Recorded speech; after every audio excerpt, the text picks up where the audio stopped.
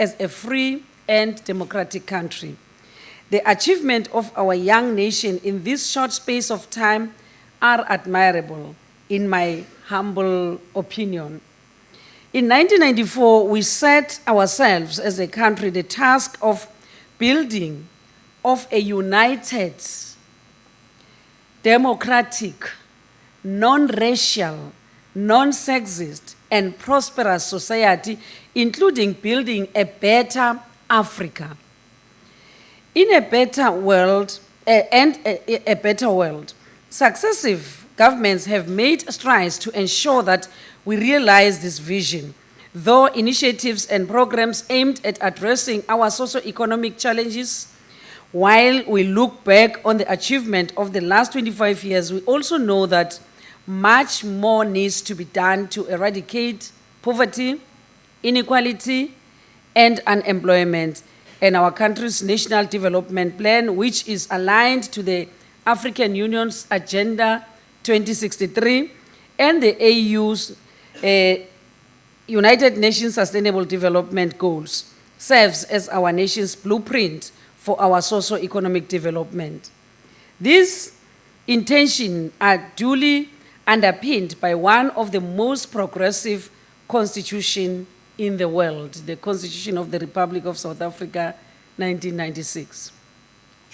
Esteemed guests, as we move to transforming our society in South Africa and join the community of states as a full and equal partner, we also took strides to normalize South Africa's relations with our partners globally and on the African continent, with a special focus on the global south.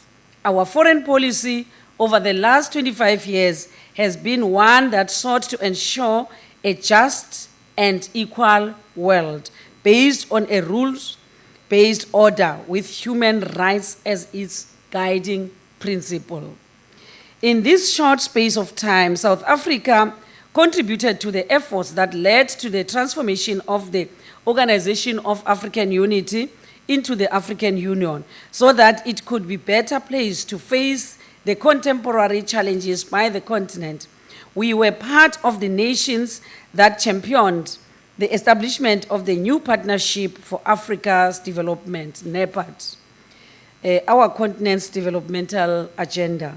South Africa has also been active in contributing to the pursuit of peace and security of the African continent. We have been involved in a conflict resolution, prevention, mediation, peacekeeping, and peace building in countries including Lesotho, the DRC, Madagascar, Burundi, South Sudan, Somalia, Central Africa Republic, Mali, and Libya. Our involvement has been informed by our drive to ensure an Africa's renaissance for all of Africa, with the goal of our continent being at peace with itself. This goal is in line with our understanding that you cannot have peace without development and development without peace. So we cannot have such, and we've succeeded because the tension among African countries has subsided, and what we're still dealing with is internal conflicts among some few countries in the continent. As we work to ensure Africa's development, we're cognizant that the development of the global south is imperative to ensuring a truly better world. It was through former President Nelson Mandela's vision that the Indian Ocean Rim Association for Regional Cooperation, which now we call IORA, articulated during a visit by Madiba here in India, was established. We are happy to note that in recent years, this organization has been revitalized. With our partners in Brazil and India, we established IPSA, a grouping of the Global South which brings together three large pluralistic, multicultural, and multiracial societies which seek to advance the interests of the South, including the need to reform global governance structures in order to make them more inclusive, democratic, representative, transparent and responsive to the needs of the South. Program Director, South Africa having made its return to the United Nations, and we have committed ourselves to multilateralism, pursuing a rules-based order to address the international challenges of peace and security, sustainable development, human rights, and international law. As a nation that takes our international obligations serious, and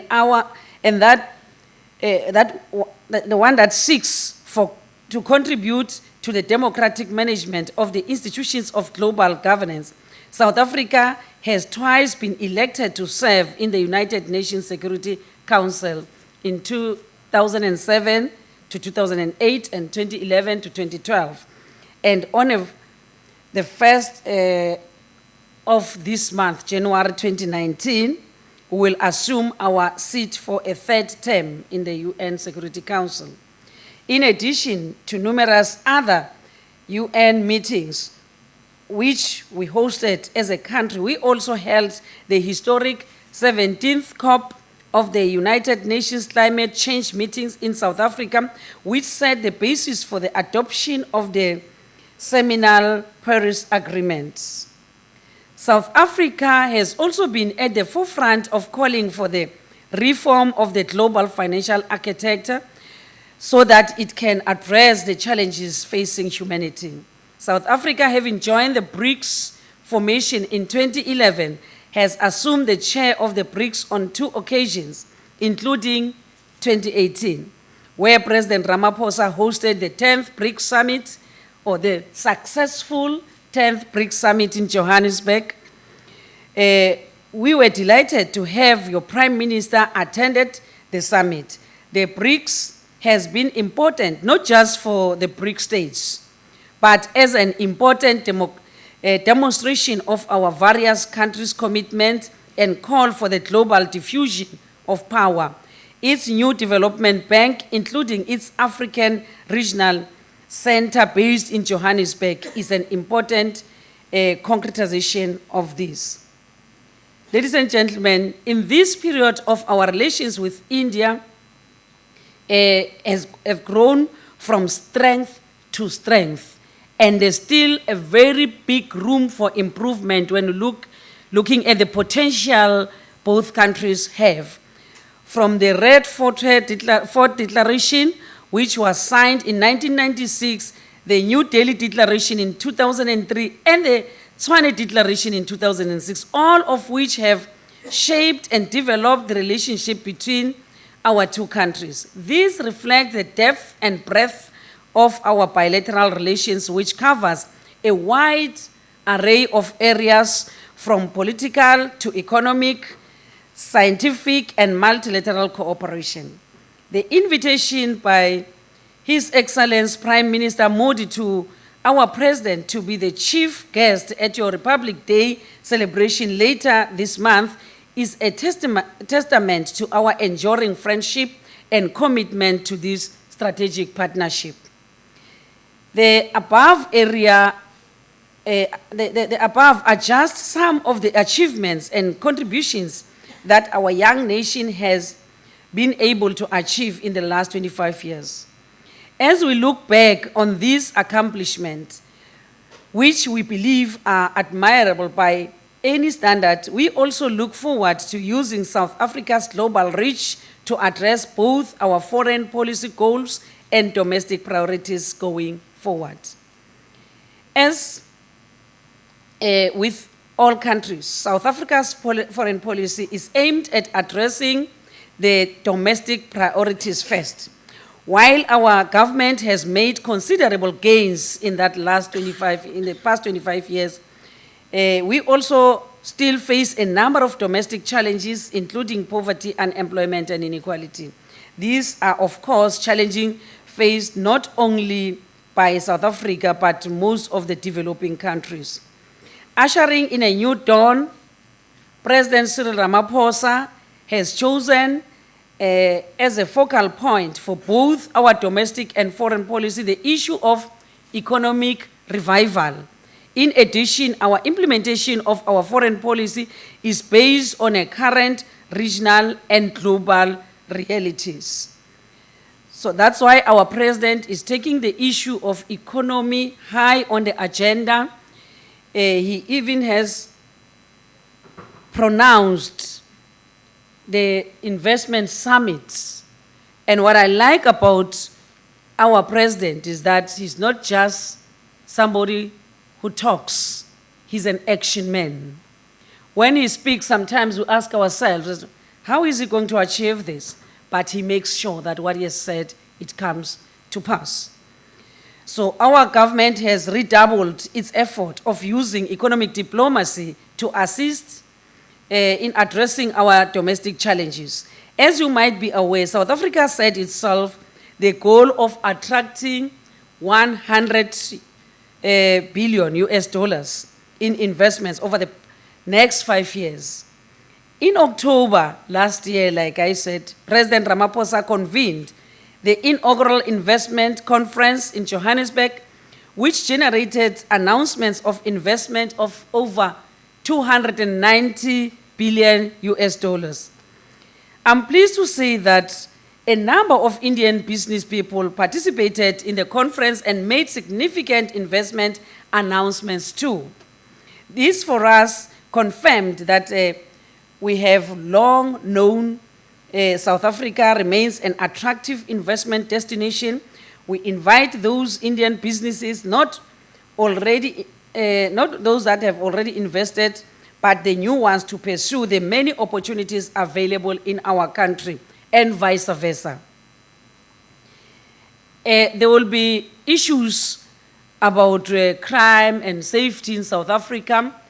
Our new minister for safety, Honorable Bheki Cele, is working day and night, 24/7, to make sure that we come to a zero rate as far as crime is concerned. So South Africa is a safe place for people to come and invest. Because sometimes one trivial matter erupts and we take it now the whole South Africa is burning, yet it's not the case. You find that people even living next to that area where that incident took place, they are not even aware about it. They only see it on television for the first time. So with those words, I'm saying South Africa is a safe place. We extend our commitment and vision of the economic development of our country to the rest of the region and the African continent as well. Much like India's neighborhood first policy, our foreign policy prioritizes the development of our immediate neighbors in the Southern African region. As members of the Southern African Development Community, SADC, we are committed to pursuing regional integration and industrialization. It's our belief that the development of regional value chains and industrialization in the region will not only assist in addressing the South Africa's own domestic socio-economic challenges, but those of the region as well. Our vision is that a fully integrated and industrialized and prosperous Southern African region can attract investment into the region. In order to achieve this vision, we believe that we have a trusted and committed partner, India, that is prepared to join hands with South Africa in order to bring development and prosperity to all of our people, both here in India and in South Africa. Program Director, beyond our immediate region, South Africa remains committed to taking the African agenda forward, including Africa's development and its place in world affairs. South Africa has been actively involved in the efforts to reform South Africa's premier multilateral institution, the African Union, in order to ensure that it is more efficient and effective and able to meet our contemporary challenges that will arise in the future. In addition, we remain committed to attaining the goals set out in Africa's socio-economic development blueprint, Agenda 2063. the African Continental Free Trade Area, which South Africa has signed into and will promote intra-Africa trade and offer an opportunity to create larger economies of scale, a bigger market, and improve the prospects of the continent to attract investment. We remain steadfast in our commitment that the interest of and priorities of almost billion people are not in the periphery of global discussions, and that Africa must take its rightful place in the world affairs. In line with the commitment, with this commitment, South Africa will continue to use its foreign policy to champion Africa's interests in all the fora that it participates in. Our chairship of BRICS last year is a demonstration of this commitment. The theme for the BRICS in 2018, BRICS Summit last year was BRICS in Africa, collaboration for inclusive growth and shared prosperity in the fourth industrial revolution. And we continually use our participation in the G20 as the only African member